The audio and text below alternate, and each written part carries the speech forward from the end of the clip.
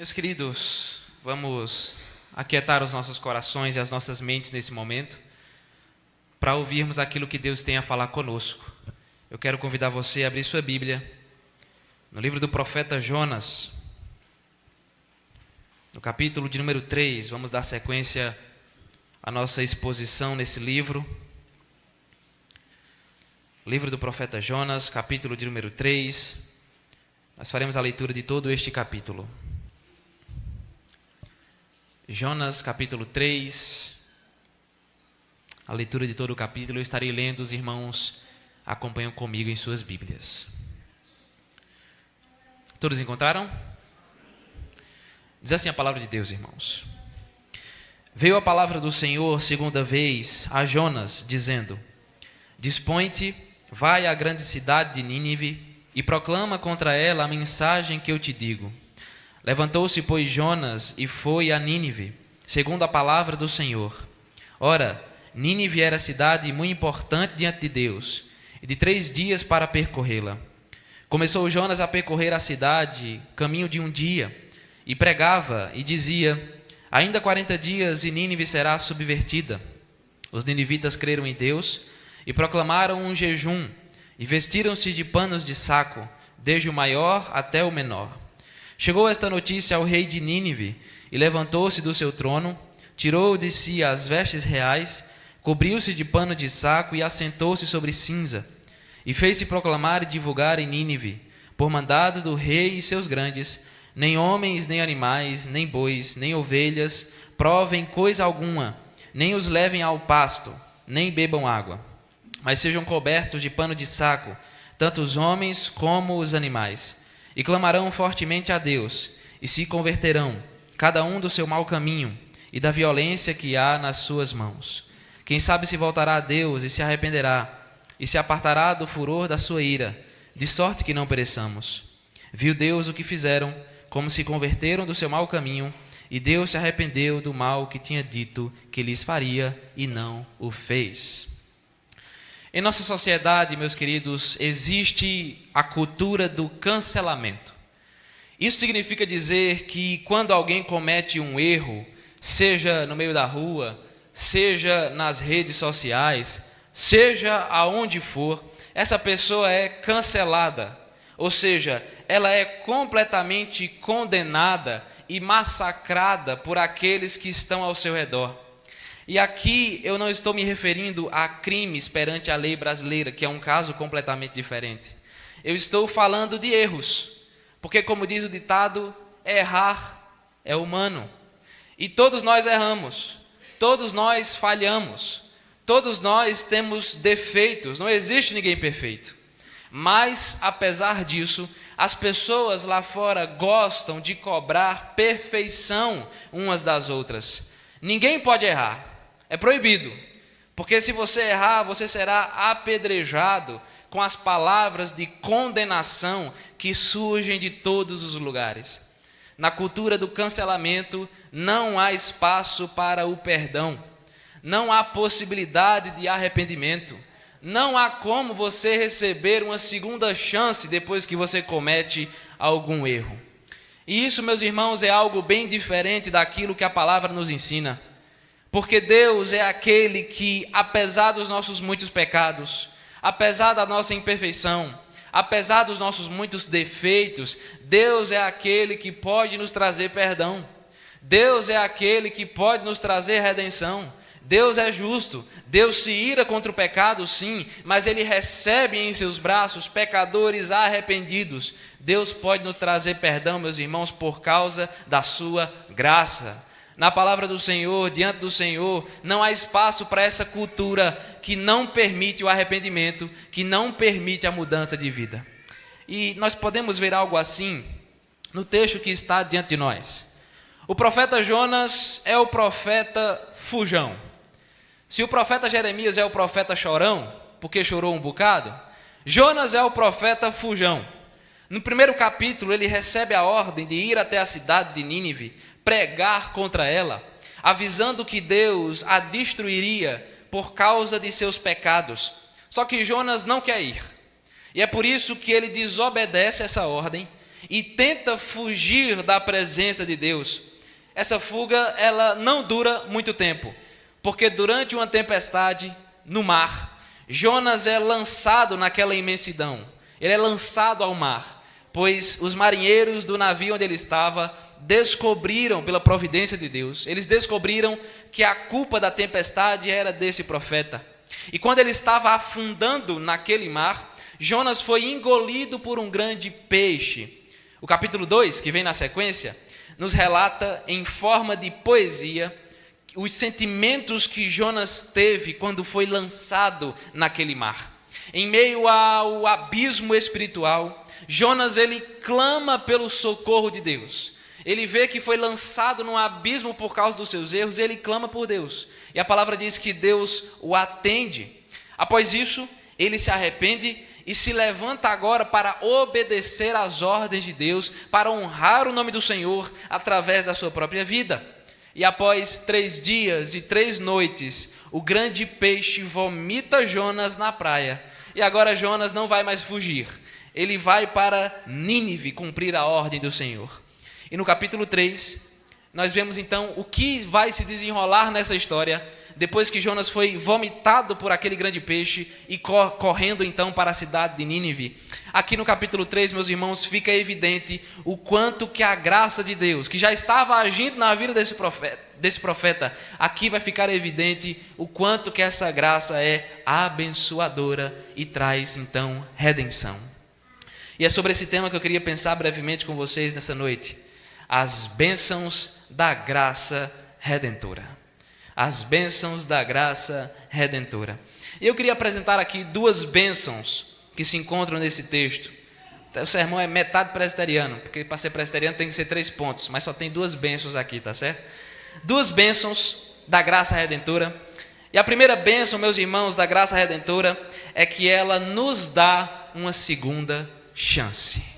Ela nos dá uma segunda chance. Versículo 1 ao versículo de número 4. Vá acompanhando na sua Bíblia para ter certeza que o pastor não está enrolando você. Diante das Escrituras, nós entendemos que nem sempre Deus dá uma segunda chance aos pecadores. Nós vemos um exemplo disso na vida de Moisés.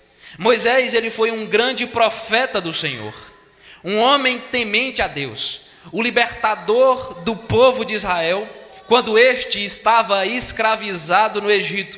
Através dele, Deus operou grandes sinais e maravilhas para que os israelitas fossem libertos da escravidão. Mas durante a peregrinação pelo deserto, quando o povo já havia saído do Egito, durante essa peregrinação, chega um momento em que Moisés acaba desobedecendo uma ordem do Senhor. E a consequência disso é que ele foi proibido de entrar na terra prometida. Veja que calamidade, porque ele era o libertador, mas ele mesmo não podia entrar. Moisés pôde vê-la, pôde contemplá-la, mas não pôde entrar nela por causa da sua desobediência. Deus poderia ter dado uma segunda chance a Moisés, mas foi da sua vontade não fazer isso. O Senhor Todo-Poderoso, o Senhor de todo o universo, não é obrigado, lembre-se disso, guarde isso no seu coração. O Senhor de todo o universo, o Criador de todas as coisas, o Deus que sustenta essa criação, Ele não é obrigado a dar segundas chances a ninguém. Não importa quem seja, Deus não tem a obrigação de nos dar uma nova oportunidade. Mas, apesar disso, mesmo que Deus não tenha a obrigação, o dever de dar uma segunda chance a ninguém, muitas vezes Ele faz exatamente isso. E muitas vezes Ele dá essa oportunidade às pessoas que diante dos nossos olhos, diante dos olhos humanos, elas são as que menos merecem uma segunda oportunidade. Sabe quando você vê uma pessoa ter uma reviravolta na vida dela e você vê Deus agindo e você faz, rapaz, isso aqui, como é que pode? Como é que Deus pode dar uma segunda chance a essa pessoa? Esse é justamente o caso do profeta Jonas. Jonas era um profeta ranzinza. Jonas era um profeta mal-humorado. teimoso, desobediente, um profeta que fugiu da presença de Deus quando recebeu a missão de pregar na cidade de Nínive. Era um rapaz bem problemático, deu muito trabalho a Deus, mas foi justamente esse profeta problemático que recebeu graciosamente uma segunda oportunidade da parte de Deus. Os versículos 1 e 2 afirmam o seguinte, observe: veio a palavra do Senhor segunda vez a Jonas, dizendo: dispõe-te, vai à grande cidade de Nínive e proclama contra ela a mensagem que eu te digo. Se você voltar um pouquinho as páginas da sua Bíblia e observar no primeiro capítulo, você vai perceber que os primeiros 2 versículos do capítulo 3 dizem quase a mesma coisa que os 2 primeiros versículos do capítulo 1. São quase idênticos. Jonas desobedeceu a uma ordem do Senhor, fugiu da sua presença, tentou se esconder, preferiu morrer a se arrepender e ser obediente diante de Deus. Jonas pecou contra Deus e por causa disso ele poderia muito bem ter sido fulminado, aniquilado pelo Senhor. Ou então Deus poderia ter dado um belo sermão, uma bela bronca nesse menino mal ouvido. Moisés deixou de entrar na terra prometida por muito menos. E Deus poderia ter dado um grande carão em Jonas. Mas não foi isso que Deus fez, não é isso que ele faz. Ele simplesmente dá de presente uma nova oportunidade a esse homem. O Senhor, ele recomeça com Jonas. Ele recomeça, falando com ele como se nada tivesse acontecido. Deus está agindo aqui como se não tivesse acontecido nada. É como se ele olhasse para Jonas e dissesse: vamos lá, Jonas, eu vou fingir que você não fez essa besteira, eu vou fingir que eu não sei de nada, e a gente vai tentar de novo.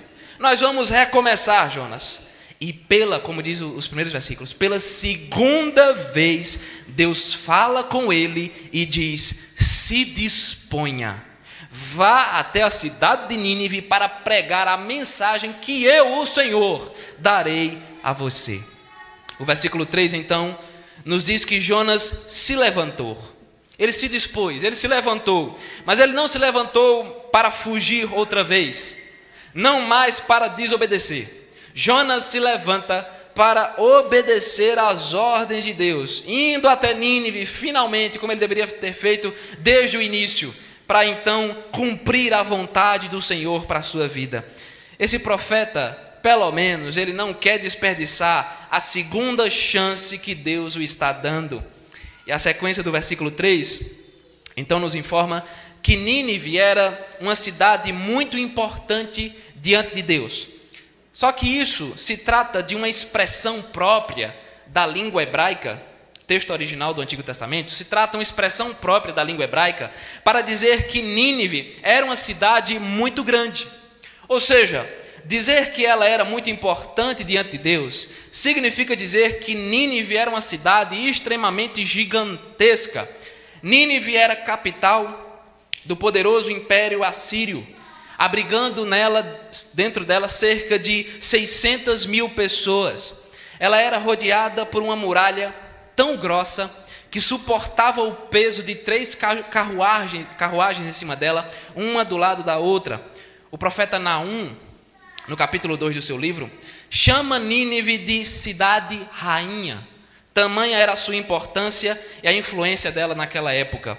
Era uma cidade recheada de construções, como jardins, zoológicos, estátuas. Uma cidade tão grande que, como afirma o final do versículo 13, eram necessários 3 dias inteiros. Ou melhor, versículo 3. Eram necessários 3 dias inteiros para que uma pessoa pudesse percorrê-la completamente. E lá foi-se embora Jonas cumprir a ordem de Deus. O início do versículo 4 nos informa que ele começou a percorrer a cidade caminho de 1 dia. E aqui existe uma dúvida, porque o texto pode estar dizendo 2 coisas. Ele pode estar dizendo: que Jonas só começou a pregar na cidade depois de ter caminhado por ela um dia inteiro, depois de um dia caminhando, ou então o texto está dizendo que Jonas começou a pregar no primeiro dia assim que ele entrou na cidade. Muito provavelmente é a segunda alternativa que está correta. Ou seja, Jonas não perdeu tempo. Ele não ficou esperando, não ficou meditando, ele entrou na cidade chutando balde, feito a gente fala, e começou a pregar a mensagem de Deus logo no primeiro dia. Entrou na cidade, começou a pregar, começou a falar. Só que ele faz isso com toda a má vontade possível. Ô rapaz problemático. Jonas prega com desgosto. Jonas prega com cara feia. Ele prega porque ele foi obrigado a pregar, porque ele não teve ponto de correr, porque ele não queria. É tanto que a gente nem sabe se ele pregou os 3 dias completos que eram necessários para se percorrer toda a cidade. Lembra que o texto diz isso? 3 dias para andar a cidade todinha. A gente nem sabe se ele pregou esses 3 dias. Talvez ele tenha pregado só um dia mesmo, só de raiva. Acho que ele entrou e disse, eu vou pregar só um dia mesmo, não estou nem aí, estou obrigado aqui, vai ser só um dia mesmo, vou rodar pela cidade todinha, nada. Além disso, Jonas prega um dos sermões mais curtos da história. Você quer ver o sermão dele? Está aqui, todinho, veja. Final do versículo 4. Olha o que ele diz. Ainda 40 dias e Nínive será subvertida. Acabou. Não tem mais nada não. Jonas preparou esse sermão acho que em 5 minutos, não é possível. O pastor passa a semana todinha preparando, Jonas preparou em 5 minutos e levou, vai ser isso mesmo. Porque o sermão dele só tem 6 palavras. É assim que Jonas prega em Nínive. Apressado, com má vontade, com um sermão todo mal feito, feito de qualquer jeito. Interessante porque a expressão que surge aqui, 40 dias, dentro de 40 dias, essa expressão sempre aparece na Bíblia atrelada a alguma prova que está acontecendo.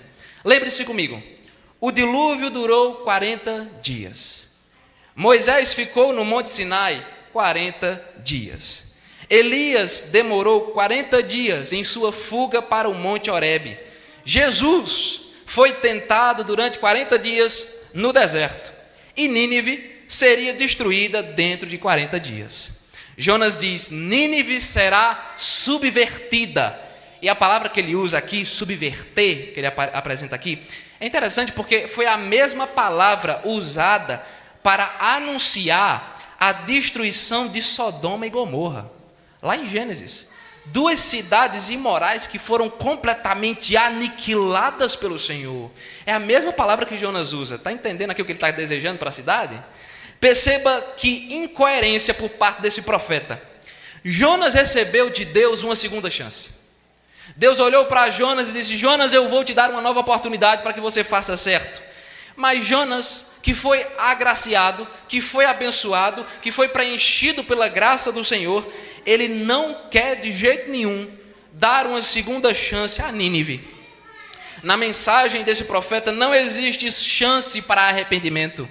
Na mensagem desse profeta não existe chance para perdão, para reconciliação, para arrependimento e mudança de vida. Na mensagem dele não existe uma menção à graça e à misericórdia do Senhor. Perceba que ele não está pregando dizendo, olha, se vocês se arrependerem, Deus pode perdoá-los. Não, ele está dizendo, olha, vocês serão aniquilados por Deus. Jonas quer que Nínive seja destruída. Mas Deus, que é maior do que Jonas e maior do que eu e você, assim como o Senhor fez com esse profeta, Deus quer dar uma outra oportunidade para o povo de Nínive. Deus quer derramar graça e oferecer uma nova chance para que eles mudem de vida. Meus queridos, diante de todos os nossos pecados, diante de toda a nossa desobediência, diante de toda a nossa rebeldia, Deus poderia, sem pensar 2 vezes, Ele poderia nos condenar completamente.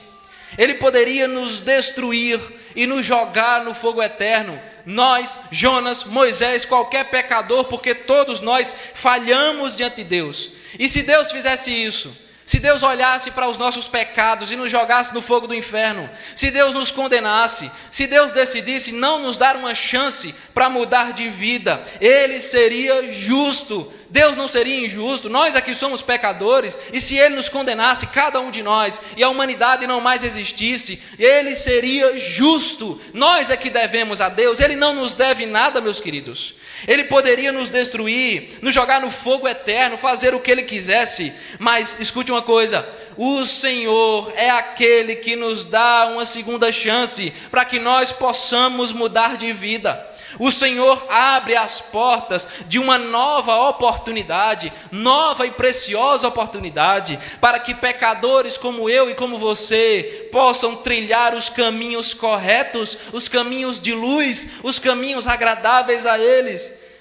Mas Deus, meus irmãos, não nos dá uma segunda chance porque nós somos boas pessoas. Deus não olha para nós e não nos dá uma oportunidade porque nós fazemos coisas boas, porque somos bonitos, porque somos talentosos. Não é porque nós somos melhores que as outras pessoas, não é porque nós somos mais especiais, não é porque nós temos algo a oferecer em troca diante de Deus. A nova oportunidade que você pode ter, a nova oportunidade que nós podemos ter, existe, meu querido, por causa da maravilhosa graça de Deus. Essa graça, ela é um presente imerecido. Essa graça é uma bênção sem igual. Veja, a graça é aquela que endireita os nossos caminhos. Os nossos caminhos são tortuosos, o nosso coração é enganoso, e é a graça que nos coloca no caminho correto. É a graça que traz uma nova perspectiva para a minha e para a sua vida, por causa dessa graça maravilhosa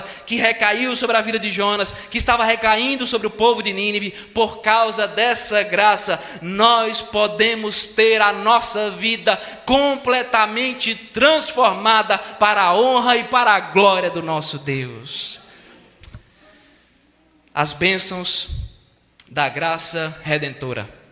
Nós acabamos de ver que a primeira bênção é que ela nos dá uma segunda chance. E a segunda bênção da graça redentora é que ela nos leva ao arrependimento. Versículo 5 até o versículo de número 10. Pense comigo. A situação dessa cidade era bem complicada. Primeiro, os ninivitas eram um povo extremamente perverso, maldoso. Eles eram um belo exemplo de pecadores perdidos. Você podia olhar para eles e olha, aqui está o exemplo do que é ser um pecador que é rebelde contra Deus. Além disso, o evangelista, o missionário que Deus mandou para aquela cidade, não estava nem um pouco afim de ver ninguém se convertendo. Normalmente o missionário ele vai com a ideia de o povo se converter, né? Esse aqui é o contrário, ele vai com a ideia de que ninguém se converta. Ele estava pregando de qualquer jeito, sem vontade, desmotivado. Como é que esse povo ia se converter ao Senhor? Por incrível que pareça, meus queridos, é exatamente isso que acontece. Os ninivitas creram em Deus. Tinha tudo para dar errado aqui, tudo para dar errado. Jonas estava pregando uma mensagem de 6 palavras, que só falava de juízo e condenação, e provavelmente ele estava fazendo isso de propósito, porque ele não queria que ninguém se convertesse, mas de alguma forma, a mensagem de Jonas deu motivos para que os ninivitas enxergassem a possibilidade de arrependimento e salvação. O início do versículo 5 afirma que eles creram em Deus. Provavelmente a mensagem de Jonas trazia o significado de que Deus mandaria fogo do céu para destruir os ninivitas, algo semelhante com o que aconteceu com Sodoma e Gomorra, certo? Então, basicamente, Jonas estava dizendo isso. Sendo assim, eles creram que Deus é todo-poderoso para fazer exatamente isso. Eles creram que Deus é o Criador e o sustentador de todo o universo. O coração desse povo se encheu de temor. Eles olharam para o Deus de Jonas e disseram, olha, realmente, nós reconhecemos que esse Deus é poderoso. Nós reconhecemos que esse Deus pode nos destruir. E por isso, eles depositaram toda a sua confiança no Deus de Israel. Por causa disso, eles começaram a fazer algumas coisas. Olhe para o texto. Eles começaram a jejuar e a se vestir de pano de saco. No mundo antigo, o ato de jejuar e vestir-se de pano de saco era uma forma de expressar tristeza. Tristeza, humildade, profundo arrependimento. Era uma forma de demonstrar esse sentimento. Com essa atitude, os ninivitas estavam dizendo que haviam se arrependido. Eles estavam mostrando exteriormente nos seus corpos que eles haviam se arrependido dos seus muitos pecados. E um detalhe importante, quando o texto diz que os ninivitas creram em Deus, não está se referindo a algumas pessoas que estavam pela rua e ouviram Jonas pregar. O texto está se referindo a todas as pessoas daquela cidade. Não é uma parte, não é um grupo, mas todo mundo.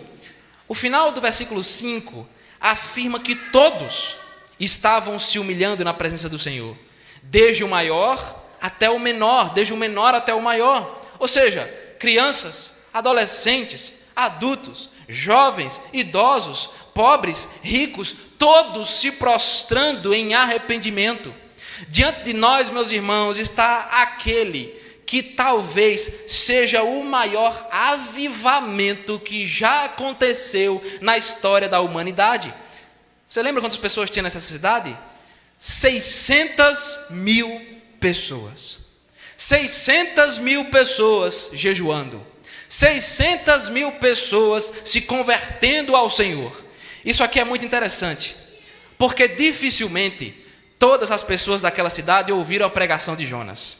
A gente não sabe nem se ele percorreu, provavelmente ele só foi um dia mesmo e não andou mais pela cidade.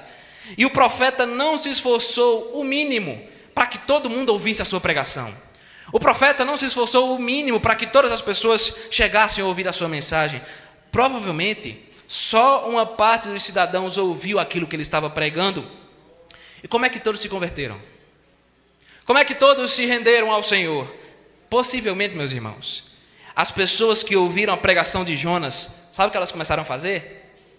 Elas mesmas começaram a evangelizar. Com as pessoas que ouviram Jonas passar pelas ruas, falando essa mensagem, elas começaram a falar com os seus vizinhos, elas começaram a falar com os seus amigos, elas começaram a falar com os seus familiares, talvez chegando para eles e dizendo: você viu? Tem um hebreu, um israelita no meio da cidade, meio esquisito, todo troncho, com cara de mal-humorado, não quer falar com ninguém. Tem um hebreu passando pela cidade, dizendo por aí que vai todo mundo morrer. Tem um hebreu passando por aqui, dizendo que se nós nos arrependermos, Deus vai nos destruir. De maneira, meu querido, que aquela mensagem começou a se espalhar, até que toda a cidade estivesse ciente do juízo que Deus haveria de mandar. Essa notícia acabou chegando também aos ouvidos do rei de Nínive, como afirma o versículo 6. E a postura desse rei não foi diferente da postura dos seus súditos, pois ele também retirou suas vestes reais e se vestiu de pano de saco. Isso aqui é muito especial, porque lembre-se que agora nós já não estamos mais falando dos cidadãos comuns daquela cidade.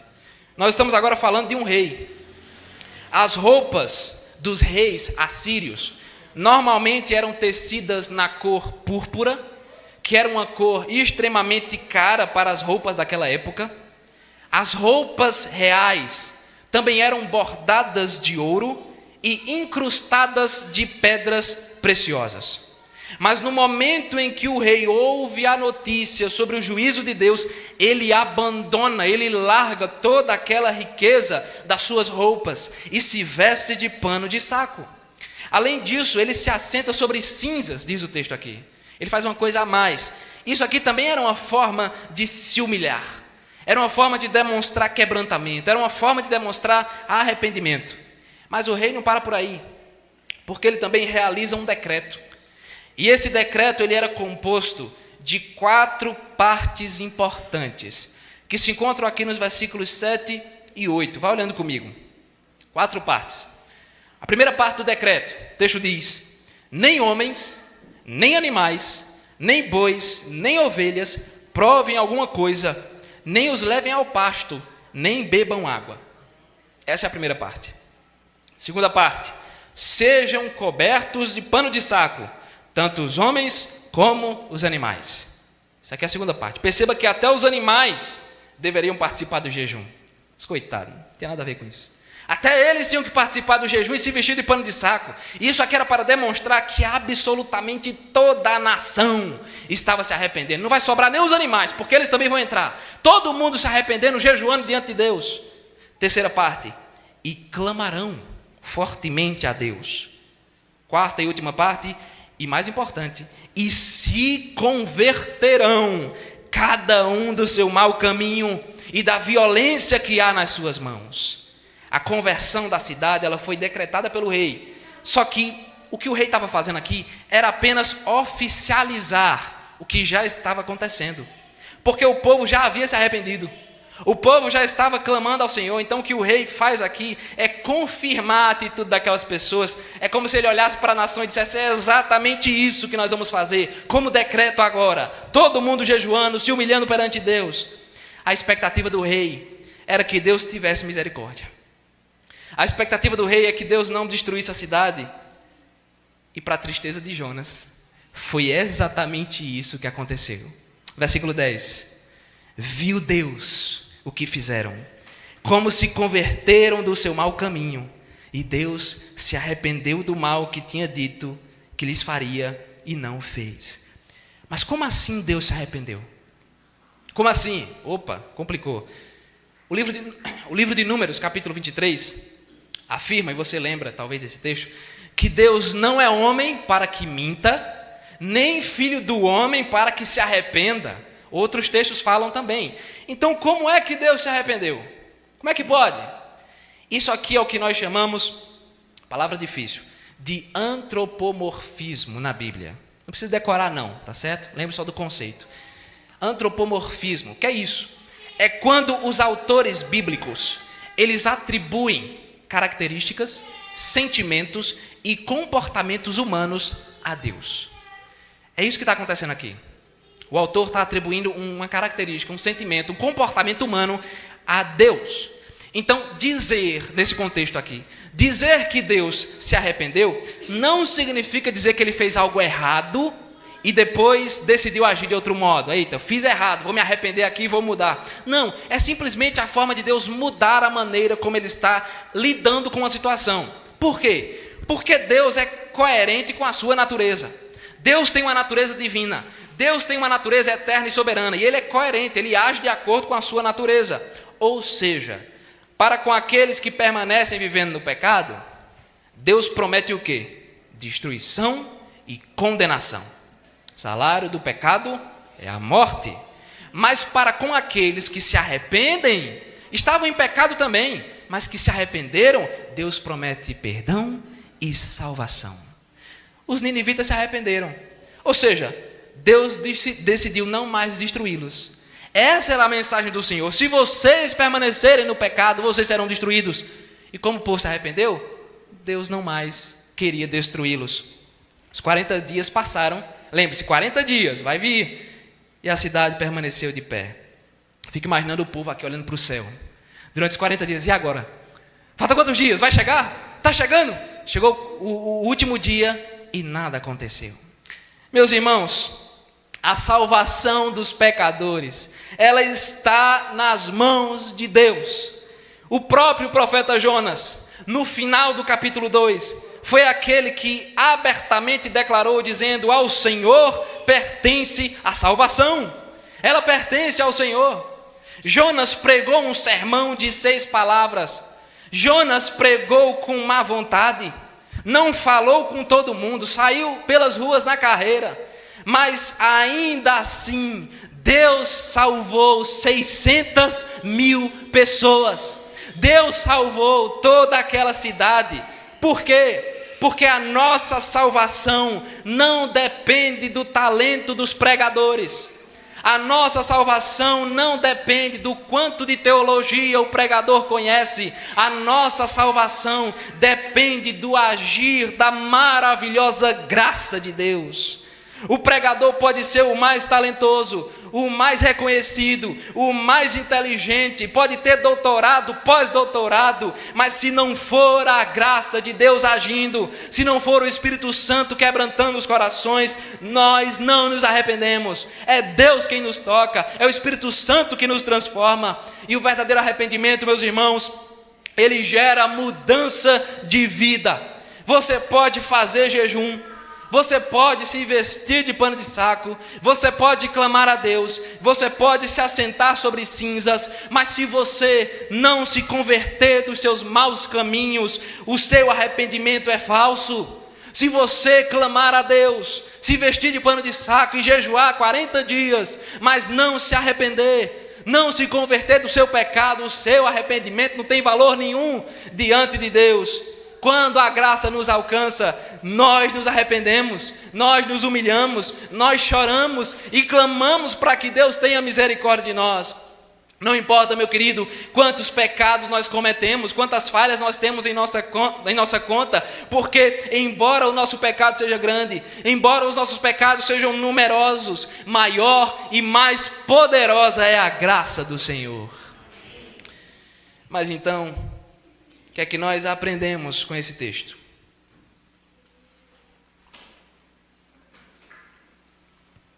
O que é que você pode levar para a sua vida amanhã, segunda-feira, dia de branco, feito a gente diz?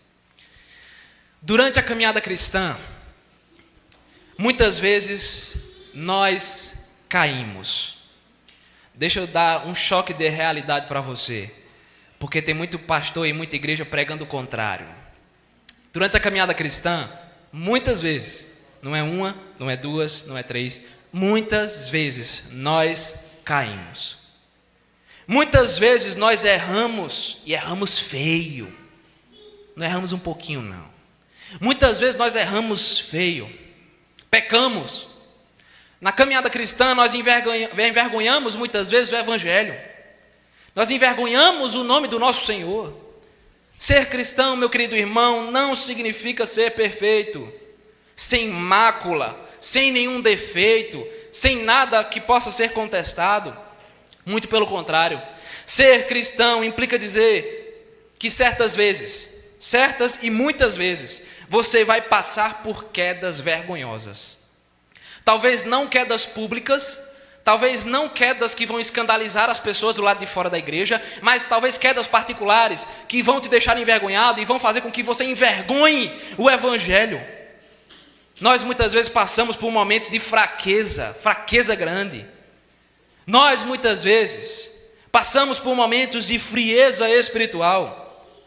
Você, meu querido irmão, mesmo que declare abertamente que ama ao Senhor de todo o seu coração, você vai muitas vezes rejeitar o Senhor.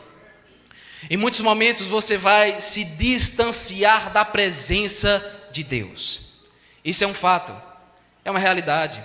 Em muitos momentos você vai se afastar de Deus, vai se sentir frio, vai se sentir fraco, sem vontade de orar, sem vontade de ler a Bíblia, sem vontade de ir para a igreja, vai vir para o culto a pulso. E durante a semana vai fazer coisas, falar coisas, pensar coisas que vão envergonhar o nome de Deus. É isso que vai acontecer muitas vezes. Mas apesar dessa realidade, existe uma outra realidade bem importante para você lembrar. Em Cristo Jesus, no Filho de Deus, existe uma segunda chance. Somente, meu querido, somente em Cristo você pode mudar de vida. A vida cristã, ela não é uma jornada de perfeição. Ela não é uma jornada onde tudo dá certo, onde tudo se encaixa, onde você sempre toma as decisões corretas, onde você sempre age da melhor maneira. Não! A vida cristã é uma jornada de recomeços. Não importa quantas vezes você já recomeçou, você vai precisar recomeçar outra vez, até que Cristo venha, porque a vida cristã é assim, é um recomeço atrás do outro. Por isso, meu querido, não se prenda aos seus pecados, não se prenda aos pecados que você já cometeu, não se prenda ao seu passado vergonhoso, ao seu passado feioso que você quer esconder porque é muito terrível, porque você tem vergonha daquilo. Não se prenda ao que já aconteceu ano passado, 5 anos atrás, 10 anos atrás. Não se prenda a isso, não se prenda aos seus erros, mas olhe para Cristo Jesus, porque Ele, meu querido, é o caminho que leva até Deus. Ele é o único caminho, como Ele mesmo disse: eu sou o caminho, a verdade e a vida, ninguém vem ao Pai se não for por mim.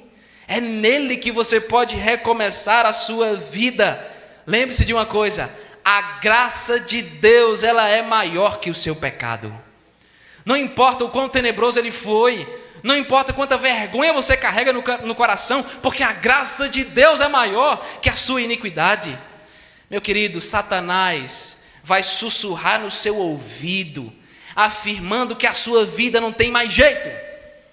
Ele vai chegar para você e vai dizer: olha, você fez de novo, você errou de novo, você cometeu o mesmo pecado, você não tem vergonha não de chegar diante de Deus agora para pedir perdão? É isso que ele vai dizer para você. Ele vai dizer: olha, desiste. Como Jó ouviu, abandona esse Deus e morre, porque você não vai conseguir agradá-lo. Satanás vai dizer isso para você. Não tem mais jeito para a sua vida, você já errou demais, você já pecou demais, você já se distanciou demais, você já pediu perdão demais pelo mesmo pecado. Deus não vai mais perdoar você. É isso que o diabo vai dizer para você. Só que isso é mentira, meu querido. Se você crer no nome de Jesus, de todo o seu coração, com sinceridade, a sua vida pode ser completamente transformada. Porque a graça de Deus, ela é muito maior que o nosso pecado.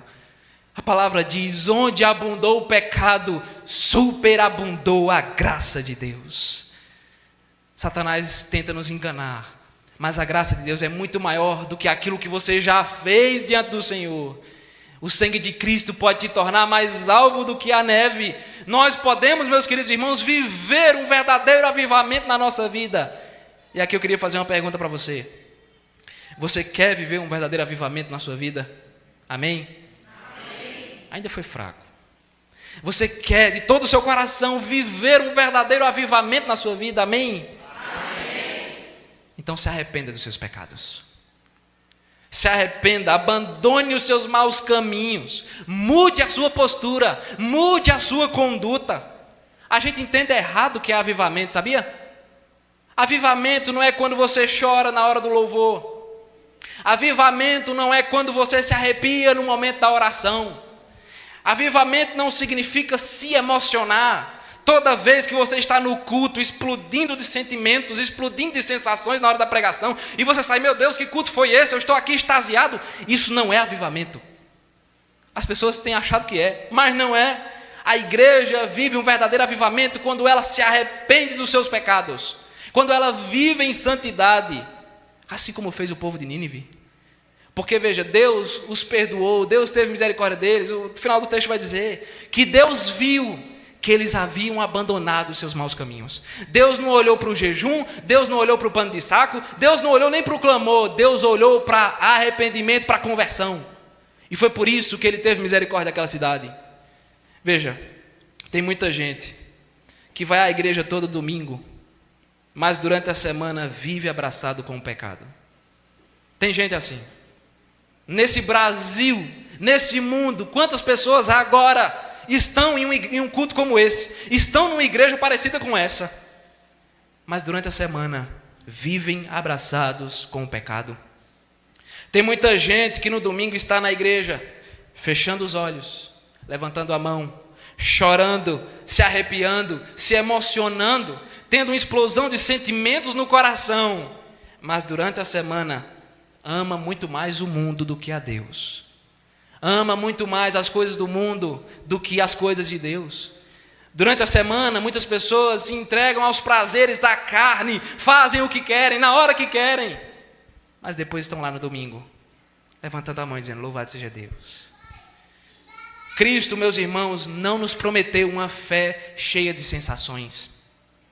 Ele não nos prometeu uma fé que faz chorar, uma fé que arrepia, uma fé que te faz chorar o tempo todo no culto. Cristo nos prometeu uma cruz, e essa cruz deve nos fazer morrer para os nossos pecados. Se alguém quer vir após mim, a si mesmo se negue, dia a dia tome a sua cruz e siga-me. Tem muita gente que despreza a segunda chance que Deus dá, porque Deus dá a segunda chance, como fez com Jonas, como fez com Nínive. Toda semana parece que Deus está dando uma nova chance, sabe? Meu filho, se arrependa, mude a sua vida.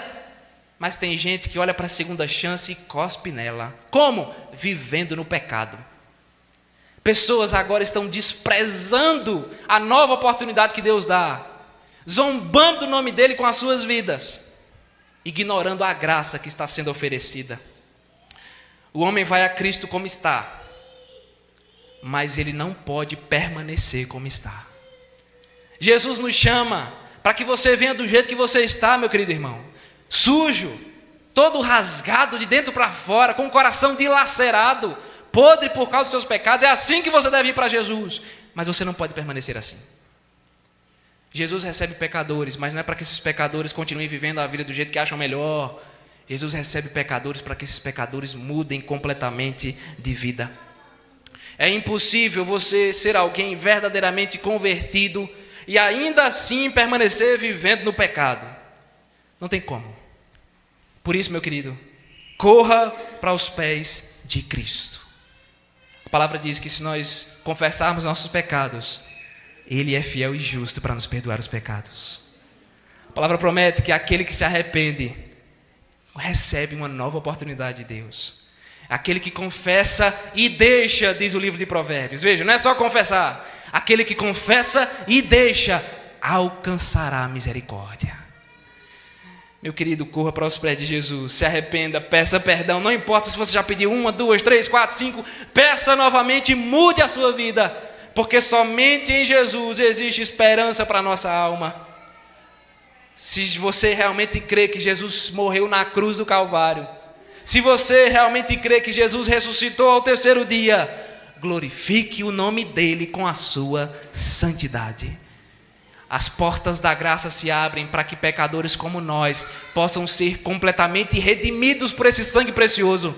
Mas nós precisamos mudar o nosso procedimento.